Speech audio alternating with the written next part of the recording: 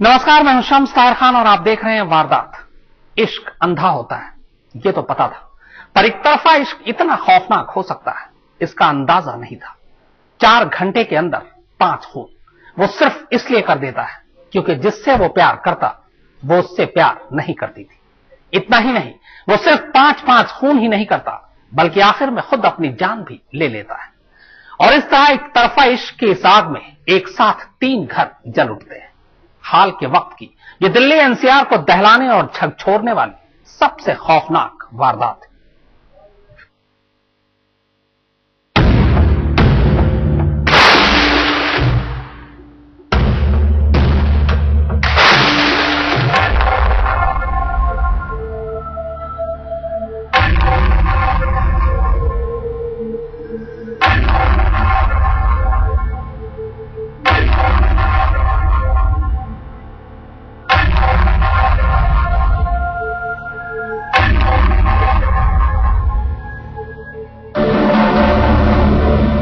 इस चेहरे की मासूमियत पर जिसने एतबार किया वो जान से हाथ धो बैठा। सिर्फ 22 साल की उम्र में एक तरफा इश्क का जुनून इसके सिर पर ऐसे सवार हुआ कि उसने न तो अपनों को छोड़ा, न बेगानों को, और न ही उस लड़की को जिसे वो अपने सपनों की शहजादी मान चुका था। रवि नाम था इसका, बस एक दिमागी फितूर, और उस दिमागी फितूर से पैदा हुए एक काल्पनिक रिश्ते की खातिर इसने एक साथ 5 लोगों का खून कर दिया और फिर आखिरी गोली खुद को मार दी।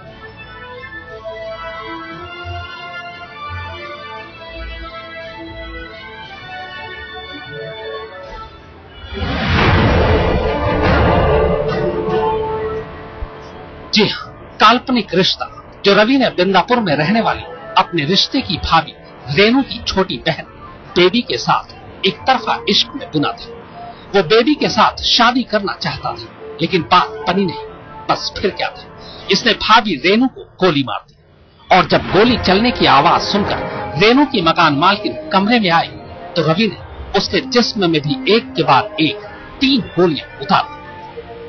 वो किराएदारनी के 1 लाख किराएदारनी के मार गया, उसके सफाई वाली के जो झाड़ू पोछा लगा थी वो अभी बेचारी हॉस्पिटल में पड़ी है, और उसको मार के गिर दी। और मेरे घर वाली बोली, क्यों मार रहा तू? मैं शोर मचा रही हूँ। दरवाजा खोलने लगी, उसकी चुटिया पकड़ गए, उसको 3 गोली ठोक दी। देश की राजधानी में दिन दहाड़े 2 कत्ल। यह वारदात दहशत फैलाने के लिए काफी थी, लेकिन रवि जब मकान मालिक के बेटे और दूसरे लोगों को धमकाते हुए बिंदापुर की इस गली से बाहर निकले, तब भी किसी को नहीं पता था क्या वो नाकाम इश्क की आग बहुत कुछ जलाने वाला है।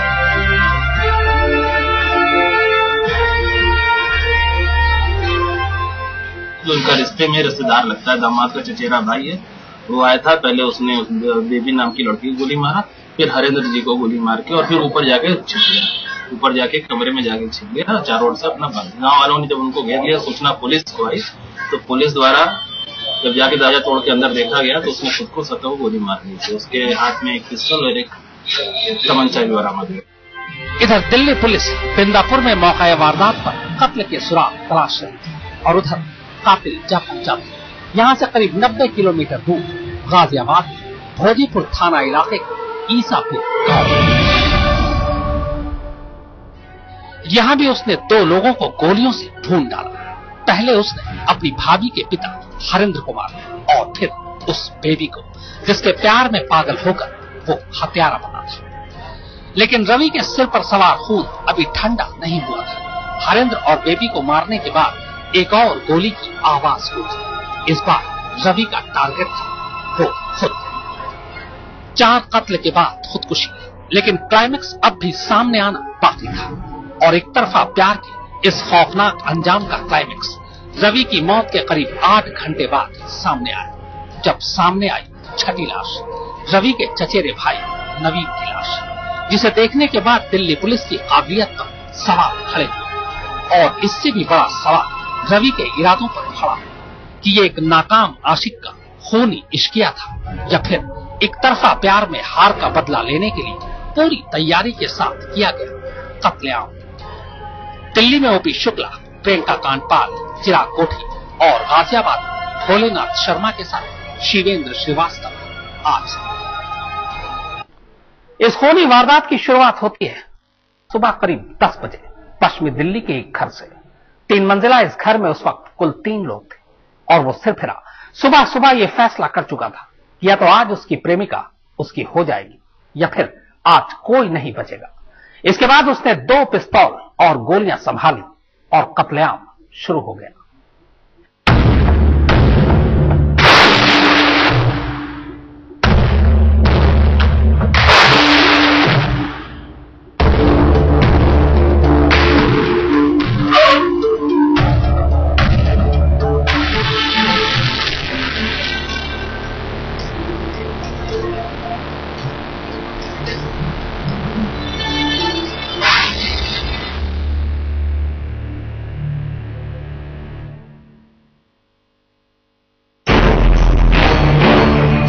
सुबह ठीक करीब 10 बजे इस 3 मंजिला मकान से वो खबर बाहर आई जिसने पूरे इलाके को झकझोर कर रख दिया।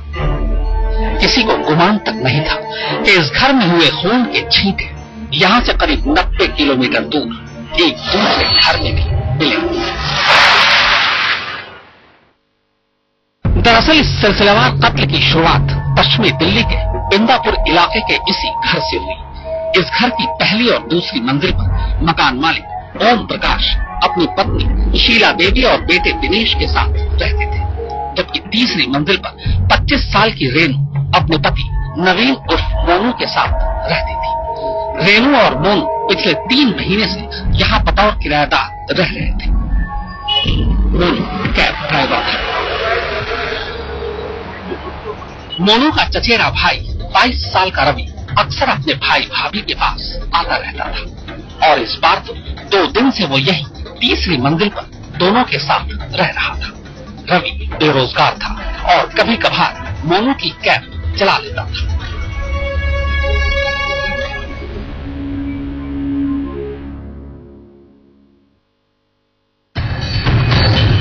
सोमवार सुबह करीब 10 बजे रेनू जब तीसरी मंजिल पर अपने कमरे में आई तब रवि ने रेनू से अपनी शादी की बात शुरू कर दी। दरअसल रवि रेनू की छोटी बहन बेबी से एक तरफा प्यार करता था और उससे शादी करना चाहता था। बेबी गाजियाबाद के नजदीक मोदी नगर के ईसापुर गांव में रहती थी और फिलहाल 11वीं क्लास में पढ़ रही थी।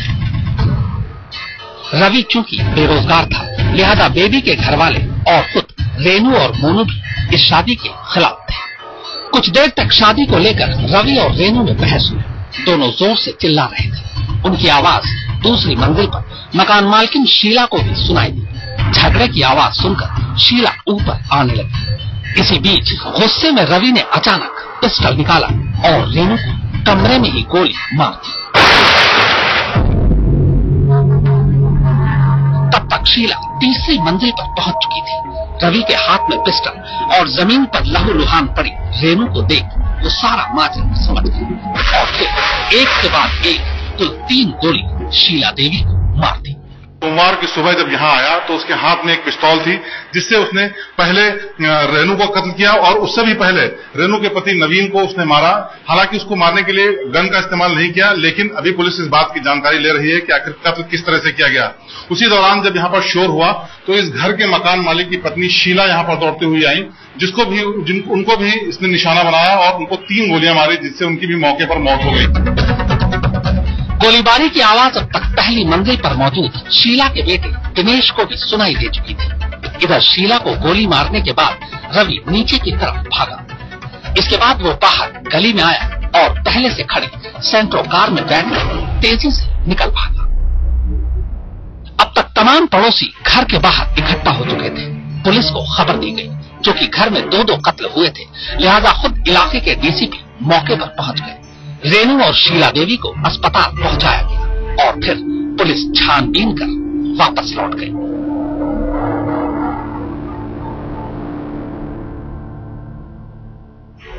इधर वारदात के करीब घंटे भर बाद रवि की वही सेंट्रो कार मौका वारदात से सिर्फ 1 किलोमीटर की दूरी पर लावारिस खड़ी हुई। रवि कार छोड़कर अब मोटरसाइकिल पर सवार हो चुका था और अब उसकी मंजिल थी बिंदापुर से 90 किलोमीटर दूर मोदीपुर का ईसापुर गांव।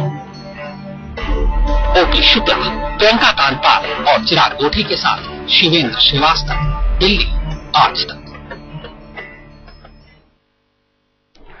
इस सिरफिरे आशिक के निशाने पर रेनू की मकान मालकिन नहीं थी, पर चूंकि वो कत्ल की चश्मदीद बन चुकी थी, लिहाजा उसने उसे भी मार डाला। वो तो शुक्र है कि मकान मालकिन का बेटा उसके रास्ते से हट गया, वरना इस लहूलुहान इश्क में मरने वालों की गिनती और बढ़ जाती। दो खून करने के बाद रवि घर से बाहर निकलता है। वो कहीं भागता नहीं, बल्कि पहले से तय अपनी दूसरी मंजिल की तरफ बढ़ जाता है। बिंदापुर में दो कत्ल हो चुके थे।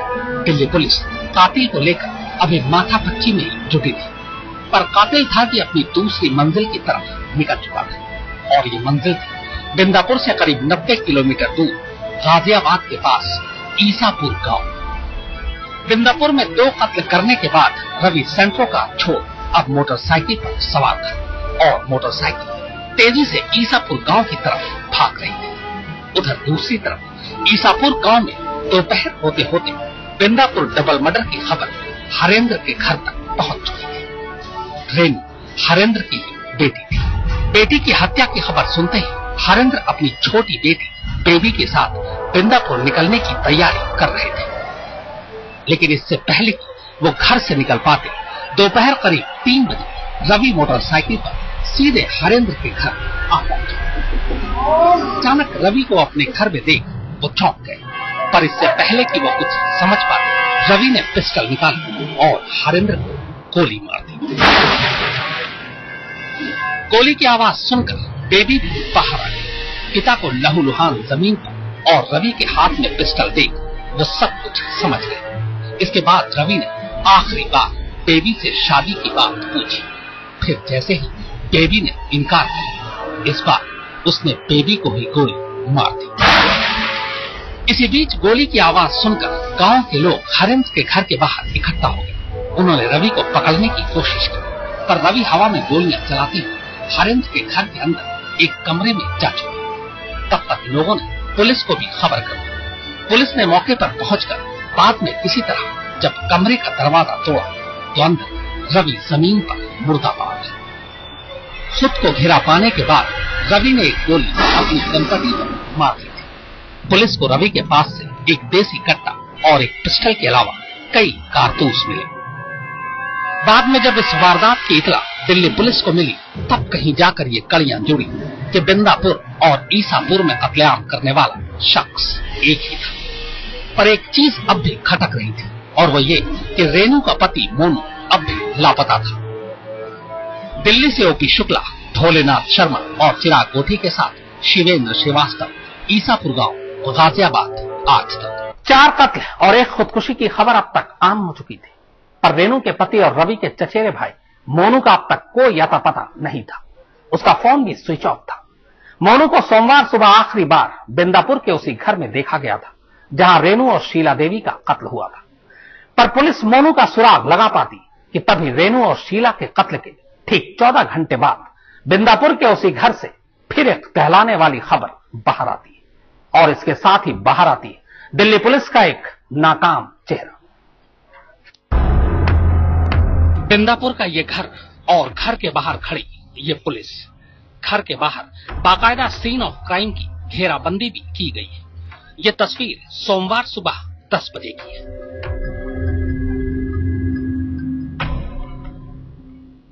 बिंदापुर के उसी घर के बाहर एक बार फिर पुलिस, एक बार फिर भीड़। जानते हैं क्यों? क्योंकि बिंदापुर के इसी घर की तीसरी मंजिल से फिर एक लाश मिली। मोनू की लाश, रेनू के पति मोनू की लाश।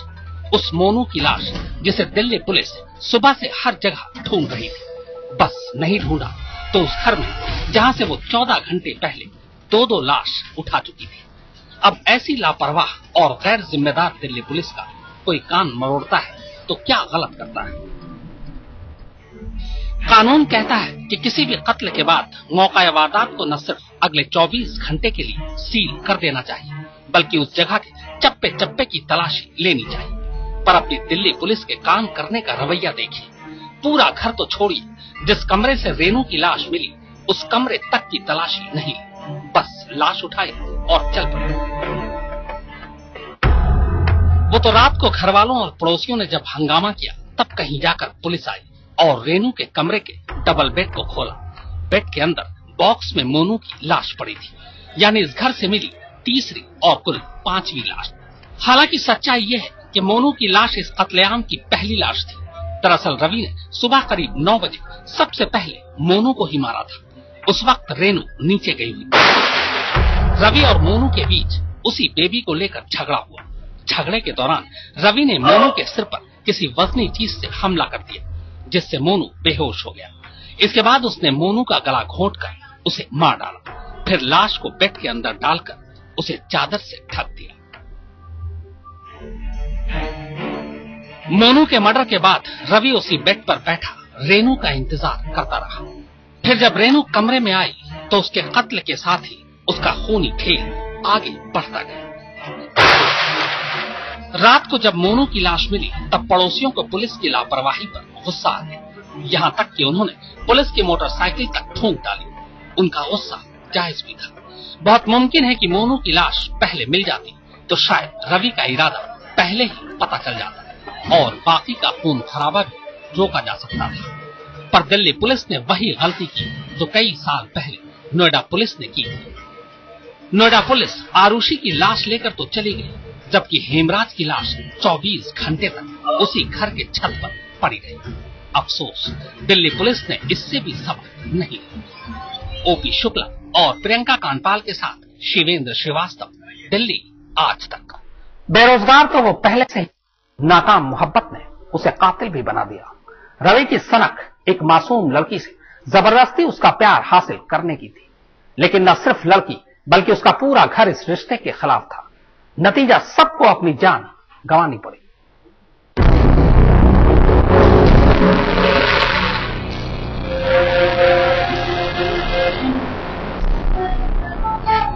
गाजियाबाद के भोजपुर इलाके के इस घर में रहने वाले बेबी को शायद इस बात की भनक भी नहीं थी कि उसका एक दूर का रिश्तेदार उसकी मोहब्बत में खतरनाक तरीके से बेहद करीब आ चुका है। 18 साल की इस लड़की का बस यही कसूर था, ये कातिल इससे एक तरफा प्यार करता था और जब प्यार में नाकाम हो तो अपनी प्रेमिका को गोलियों से छलनी करते। पुलिस सूत्र बताते हैं कि रवि को इससे पहले भी एक तरफा प्यार की वजह से कई बार झटके लगे थे। यही वजह है कि उसके मन में इसको लेकर काफी कुंठा पैदा हो गई थी और जब रेनू और बेबी ने भी उसके प्यार को तरजीह नहीं दी तो उसने तैश में आकर दोनों को मौत के घाट उतार दिया। फिलहाल पुलिस इस मामले की तफ्तीश में जुट गई है। भोजपुर के रहने वाले 45 साल के हरिंद्र 3 बेटियां थी। मंझली बेटी रेनू की शादी पिछले साल ही दिल्ली के बिंदापुर इलाके में रहने वाले नवीन उर्फ मोनू से हुई थी। नवीन का चचेरा भाई रवि इस रिश्ते की डोर पकड़ रेनू के मायके पहुंच गया। वहीं रेनू की छोटी बहन बेबी से उसकी मुलाकात हुई। 22 साल का रवि एक दो मुलाकात में बेबी को अपने सपनों की रानी मान बैठे, लेकिन न तो बेबी और न ही उसके माता पिता इस रिश्ते को तैयार थे। चर्चा है कि बेबी के घर वालों से हार चुके रवि ने तब अपनी भाभी और बेबी की बड़ी बहन रेनू अपनी मोहब्बत का मैसेंजर बनाना चाहा, लेकिन जब रेनू भी इसके लिए तैयार नहीं हुई तो नतीजा ताबड़तोड़ 5 कत्ल और एक खुदकुशी की शक्ल सामने आई। अब सवाल ये उठता है कि जब भाभी रेनू बिचौलिया नहीं बनी तो उससे पहले ही उसने अपने भाई का कत्ल क्यों किया? अगर वो रेनू के इनकार से गुस्से में था तो फिर पहले ही भाई को क्यों मार चुका था? आखिर क्यों पहले से ही उसने अपने पास 2 पिस्टल रख छोड़ा था? इन सवालों का जवाब अब किसी के पास नहीं है। आखिर बार रवि और नवीन के बीच क्या बात हुई, ये सिर्फ वही दोनों जानते थे और असली कहानी बताने के लिए दोनों अब इस दुनिया में चिराग कोठी के साथ शिवेंद्र श्रीवास्तव, दिल्ली आज तक। तो वारदात में फिलहाल इतना ही।